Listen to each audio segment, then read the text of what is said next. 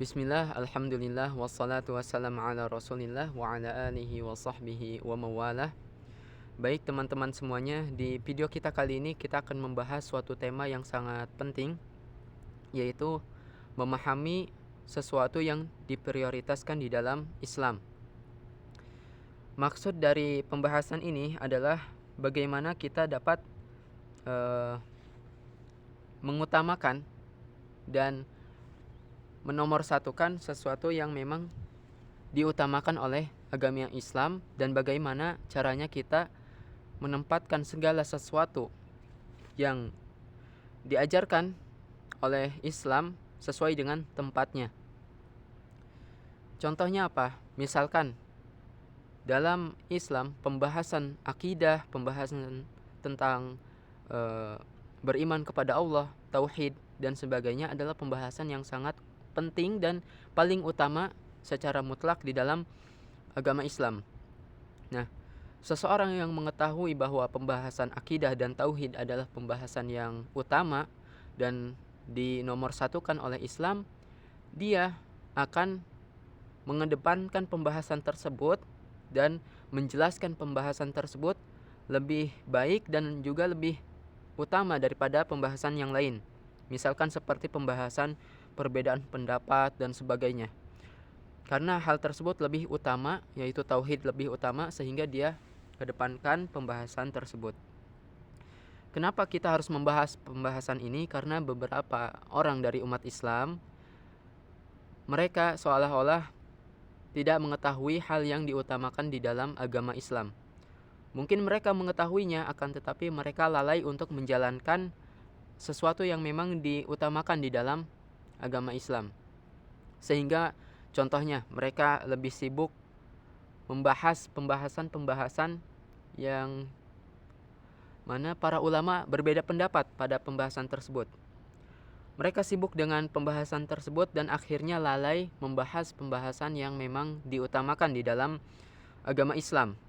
Misalkan pembahasan akidah, tauhid, kemudian sholat, puasa bulan Ramadan dan sebagainya. Akhirnya mereka lebih mengutamakan sesuatu yang sebenarnya tidak diutamakan di dalam agama Islam, seperti itu. Kemudian kita harus mengetahui bahwa hal yang diutamakan di dalam agama itu dibagi menjadi dua bagian, ya. Yang pertama, dia adalah sesuatu yang diutamakan di dalam nas-nas Al-Quran, ayat-ayat Al-Quran dan juga di dalam hadis. Misalkan pembahasan tauhid tadi, kemudian pembahasan bahaya syirik, kemudian wajibnya sholat 5 waktu dan sebagainya. Itu yang diutamakan, diprioritaskan di dalam nas Al-Quran dan hadis. Kemudian sisi yang kedua adalah sesuatu yang diutamakan berdasarkan realita yang terjadi di masyarakat. Misalkan jika ada suatu permasalahan di realita masyarakat ini, kita lihat apakah dia adalah permasalahan yang harus diprioritaskan atau tidak, seperti itu. Kemudian apa dalil yang menunjukkan bahwa di dalam Islam ada hal-hal yang lebih utama daripada yang lainnya? Banyak dalil-dalil yang menunjukkan bahwa Islam mengutamakan beberapa pembahasan, Islam mengutamakan beberapa hal daripada yang lain. Dalilnya sangatlah banyak. Contohnya di dalam Al-Quran, Nabi SAW menjelaskan bahwa ayat kursi adalah ayat yang paling utama daripada ayat-ayat yang lain, yaitu Allahu la ilaha illa huwal hayyul qayyum la ta'khudhuhu sinatun wa la naum. Dialah Allah yang tidak ada yang berhak diibadahi kecuali Allah, Al-Hayyu Al-Qayyum, yang maha hidup dengan kehidupan yang sempurna dan senantiasa mengatur para hambanya. La ta'khudhuhu sinatun wa la naum, yang tidak akan mengantuk dan juga tidak akan tidur. Seperti itu. Kenapa kemudian ayat kursi ini menjadi ayat yang utama daripada ayat-ayat yang lain di dalam Al-Quran? Kita harus memahami hal tersebut. Ternyata di dalam ayat kursi, pembahasan yang utama di dalam ayat kursi adalah pengagungan kepada Allah, mentauhidkan Allah, kemudian mensifati Allah dengan sifat-sifat yang mulia, dan hal-hal yang berkaitan dengan nama dan sifat Allah. Maka kita bisa memahami bahwa tauhid, pembahasan mengenai Allah, itu adalah pembahasan-pembahasan yang lebih utama daripada pembahasan yang lain. Seperti itu. Kemudian di dalam perintah, misalkan di dalam perintah Allah Ta'ala menjadikan suatu perintah lebih utama dan sangat wajib daripada yang lainnya. Misalkan Allah mengutamakan pembahasan tauhid, maka Allah akan memerintahkan umatnya untuk terlebih dahulu bertauhid dengan benar, baru kemudian membahas dan juga mendalami permasalahan-permasalahan yang lain.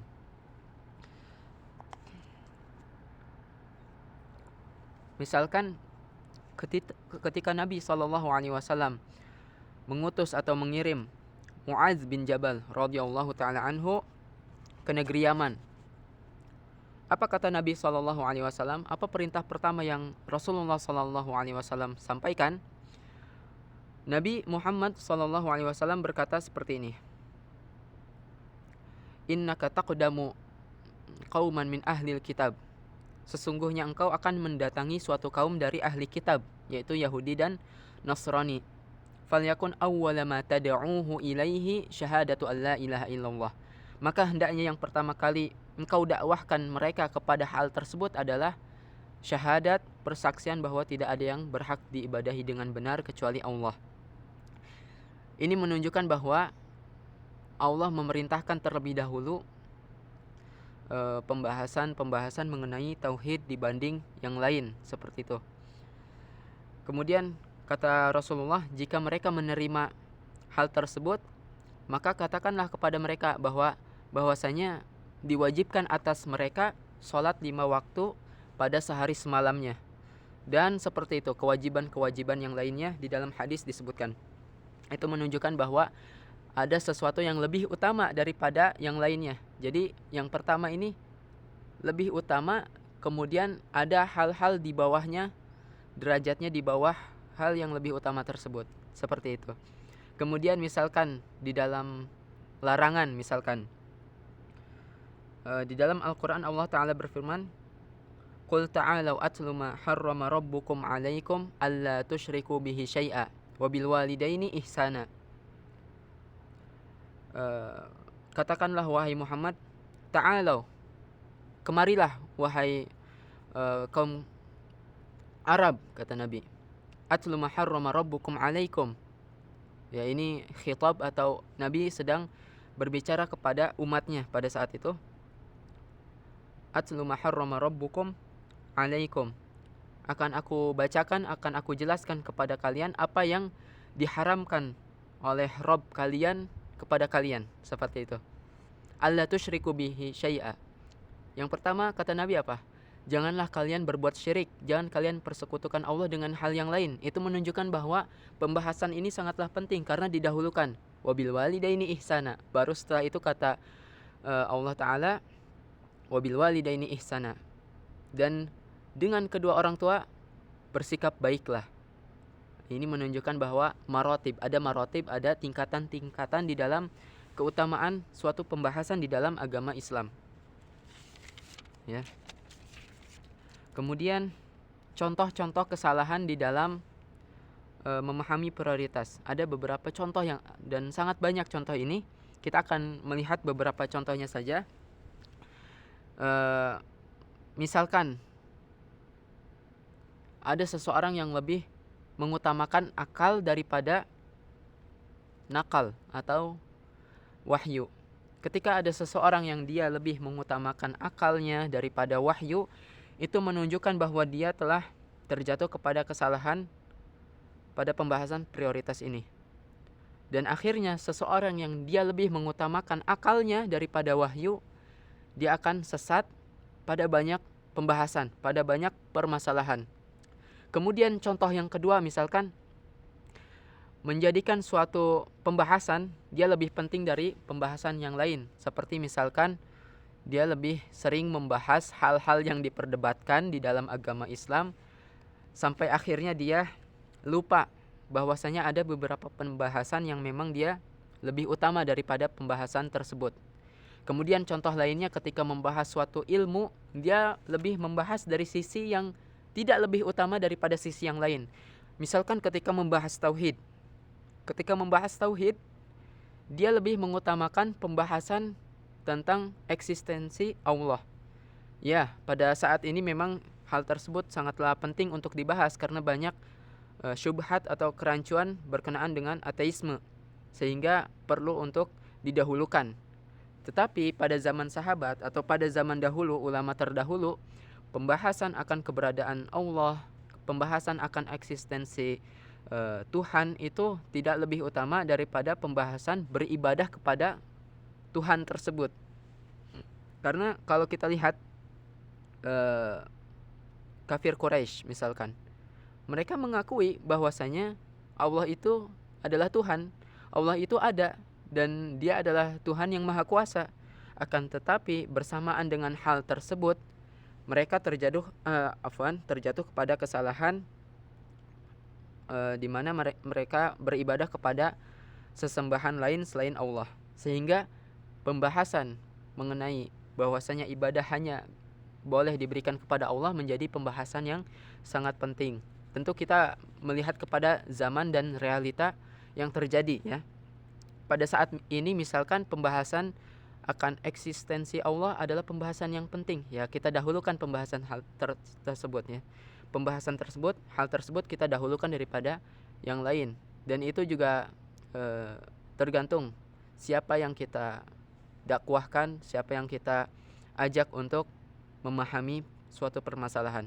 Jadi kita dahulukan yang memang ada permasalahan di hal tersebut.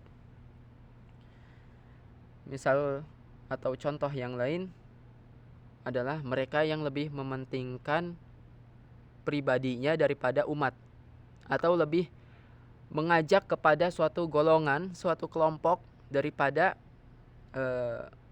mengedepankan permasalahan atau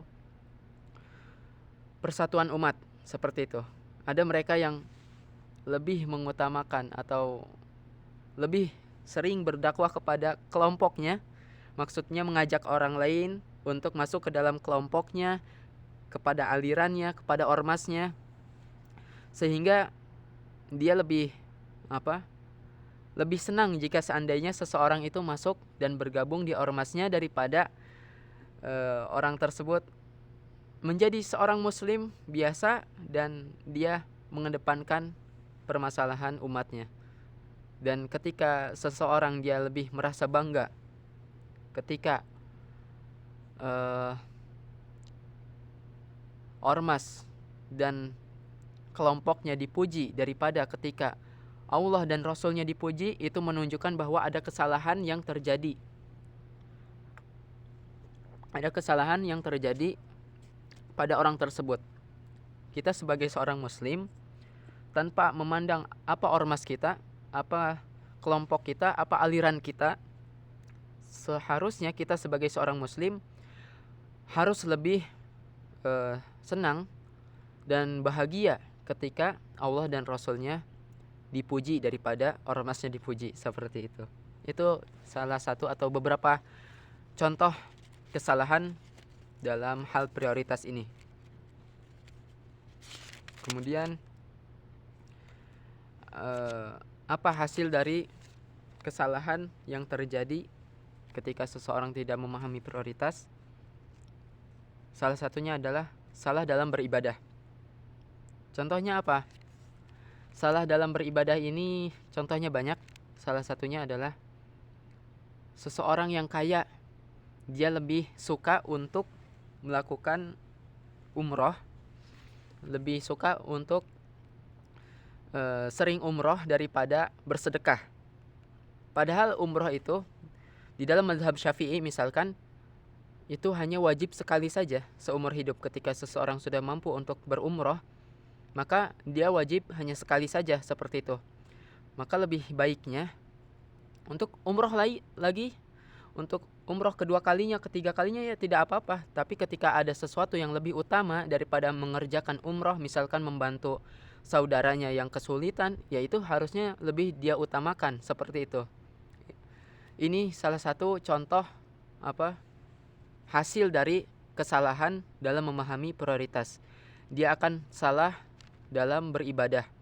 Maksud salah di sini salah dalam menempatkan prioritas dan keutamaan suatu ibadah, seperti itu. Dan yang kedua, gulu, berlebihan di dalam beragama. Contohnya seperti ormas tadi. Dia lebih suka jika seseorang masuk kepada ormasnya daripada seseorang itu hanya berislam tanpa harus ikut ormasnya. Kemudian yang ketiga, hasil dari kesalahan memahami prioritas yang ketiga adalah sibuk dengan membahas rincian. Sibuk membahas rincian hal-hal yang diperdebatkan daripada hal-hal yang sifatnya utama di dalam agama Islam, seperti itu. Kemudian bagaimana kita mengetahui bahwa sesuatu itu adalah hal atau pembahasan yang sangat utama di dalam agama Islam? Ada beberapa cara agar kita dapat mengetahui bahwa pembahasan di dalam agama Islam dia adalah pembahasan yang sangat penting. Yang pertama, pembahasan tersebut sering dibahas di dalam Al-Quran maupun hadis. Ketika suatu pembahasan dia sering dibahas di dalam Al-Quran ataupun hadis, itu menunjukkan bahwa pembahasan tersebut adalah pembahasan yang penting. Contohnya apa? Tadi tauhid. Di dalam Al-Quran banyak ayat yang menjelaskan tentang keesaan Allah, wajibnya beribadah kepada Allah. Begitu juga di dalam hadis Nabi. Kemudian juga kewajiban mengenai sholat misalkan. Di dalam Al-Quran dan hadis banyak disebutkan. Itu menunjukkan bahwa sholat ini adalah pembahasan dan permasalahan yang diutamakan dan diprioritaskan di dalam agama Islam, seperti itu. Kemudian cara yang kedua adalah untuk mengetahui sesuatu yang diutamakan, didahulukan daripada yang lain. Ketika suatu pembahasan dia didahulukan daripada pembahasan yang lain di dalam Al-Quran dan di dalam hadis, itu menunjukkan bahwa pembahasan tersebut adalah pembahasan yang diutamakan, seperti itu. Kemudian yang ketiga adalah pahala yang didapat ketika mengerjakan suatu hal tersebut, suatu ibadah tersebut sangatlah besar. Maka itu menunjukkan bahwa ibadah tersebut diutamakan daripada yang lain. Misalkan di dalam pembahasan sholat adalah hal yang pertama kali ditanya nanti di akhir, di hari akhir ya. Itu pembahasan sholat menjadikan pembahasan yang sangat penting karena dia diutamakan, seperti itu. Itu tadi 3 hal yang mana dengan 3 hal tersebut kita bisa mengetahui bahwa sesuatu itu diutamakan daripada yang lain di dalam agama Islam.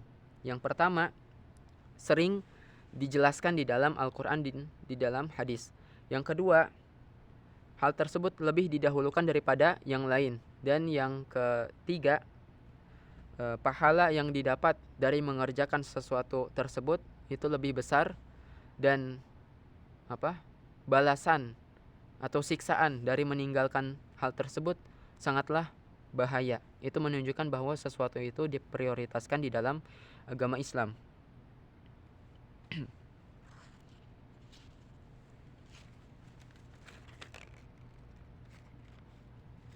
Kemudian ketika seseorang melakukan hal yang diprioritaskan di dalam agama Islam, ada beberapa hasil yang bisa dia dapat. Yang pertama, bersatunya umat Islam. Ketika banyak orang yang lebih mendahulukan sesuatu yang lebih utama di dalam agama Islam, maka agama ini atau umat agama ini diharapkan bisa bersatu. Karena mereka tidak akan sibuk atau tidak akan terlalu sibuk membahas permasalahan yang diperdebatkan. Ketika seseorang lebih mendahulukan bahwasanya sholat dia lebih utama, tauhid dia lebih utama, dan hal-hal yang lain, itu akan menjadikan umat Islam ini lebih dekat kepada persatuan. Bayangkan jika seseorang lebih menyukai membahas hal-hal yang diperdebatkan oleh setiap kelompok di dalam agama Islam, maka itu akan menjadikan perpecahan akan semakin besar seperti itu. Kemudian hasil yang kedua, seseorang akan memahami agama dengan baik. Ini contohnya seperti orang yang umroh tadi. Umroh berkali-kali tiap tahun, akan tetapi dia lalai dari saudaranya yang membutuhkan harta. Ketika seseorang dia memahami sesuatu yang diutamakan di dalam agama Islam, dia akan mendahulukan untuk membantu saudaranya tersebut yang membutuhkan daripada harus umroh berkali-kali tiap tahun. Seperti itu. Dia akan memahami agama ini dengan pemahaman yang lebih baik seperti itu. Dan akhirnya umat Islam ini akan mendapatkan suatu hal yang sangat besar. Dampak kepada umat Islam ini ketika seseorang memahami agama dengan baik, maka dampaknya sangatlah besar. Kemajuan umat Islam akan sangat besar seperti itu. Dan yang ketiga, hasil yang didapat ketika seseorang memahami hal yang lebih utama di dalam agama Islam, dia akan mendapatkan pahala dari ibadah-ibadah yang tidak terlalu banyak dia lakukan. Contohnya apa? Ketika seseorang melakukan hal-hal yang wajib saja di dalam agama Islam dan tidak melakukan sesuatu yang sunnah misalkan, maka itu menjadikan seseorang mendapatkan pahala yang lebih besar tentunya daripada pahala mengerjakan sesuatu yang sunnah. Maksudnya bagaimana? Maksudnya seperti ini, ketika sesuatu itu wajib, sudah pasti pahala yang didapat itu lebih besar daripada sesuatu yang sunnah hukumnya. Sholat subuh berjamaah misalkan, dia lebih utama daripada sholat tahajud, maka sudah pasti pahala yang didapat pun akan lebih besar daripada sholat tahajud. Bandingkan dengan seseorang yang dia sholat tahajud akan tetapi lalai dengan sholat subuh. Akhirnya sholat subuhnya di jam 7, sholat tahajud dia jam 3, akan tetapi sholat subuh di jam 7. Dia telah lalai dari kewajiban, sesuatu yang utama daripada hal yang sunnah tersebut, yaitu tahajud. Kemudian sebab tumbuhnya loyalitas yang benar, ya. Ketika kan tadi hasil yang pertama adalah bersatunya umat Islam. Maka ketika umat Islam ini bersatu, maka diharapkan loyalitas antara umat Islam pasti akan lebih besar dan juga lebih kuat seperti itu. Loyalitas dengan umat Islam lebih kuat, dan al-bara, berlepas diri dari kufar, orang-orang musyrik, orang-orang kafir juga akan lebih besar seperti itu. Sehingga persatuan terjalin dengan baik, ukhuwah Islamiyah, persaudaraan, keislaman seseorang akan lebih baik, dan terjadilah yang disebut dengan kemajuan di dalam umat Islam. Seperti itu. Dan sekian dari saya, semoga bermanfaat. Kurang dan lebihnya mohon maaf. Dan pembahasan ini hendaknya kita tanamkan pada diri kita sendiri, pada tiap diri-diri kita, sehingga yang namanya kemajuan di umat Islam ini tidak lain dimulai dari pribadi masing-masing terlebih dahulu, baru setelah itu terjadilah kemajuan yang bersifat kelompok dan lebih besar seperti itu. Semoga pembahasan ini bermanfaat. Subhanakallahumma wa bihamdik, asyhadu an la ilaha illa anta, astaghfiruka wa atubu ilaik. Assalamualaikum warahmatullahi wabarakatuh.